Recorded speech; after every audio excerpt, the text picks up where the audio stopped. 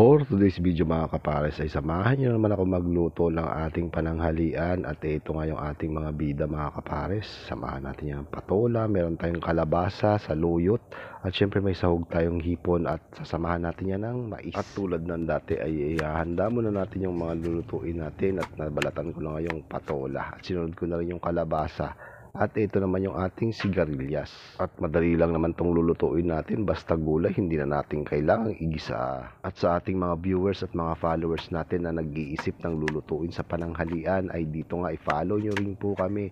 At baka makaisip po kayo ng mga ulam na lulutuin. Kaya simulan na rin natin sa kaserola na may tubig ay nilagay ko na ngayon sibuyas. Pati na rin ang luya. Saka tansyang bagoong isda. At saka natin nilagay yung mais at tinakpan natin at pinakuluan ng 1 minuto. At dito naman nilagay ko yung kalabasa at pinakuluan ko lang 1 minuto. Saka ko nilagay yung ating sahog na hipon. At pagkatapos ilalagay ko na rin yung ibang gulay. Sinagay ko na nga yung ating sigarilyas at pati na rin yung patola. At naglagay din ako ng bechin na optional lang. At pagkatapos nilagay ko na rin yung saluyot. Ganun lang po kabilis yan mga kapares. At tatakpan natin yan at pakukuluin lang natin. At hayaan lang natin kumulo at maluto na yung mga gulay. At pagkatapos mga kapares ay tignan nyo naman. May goodness. Nakaluto na naman tayo ng masarap na gulay. Mga antayon.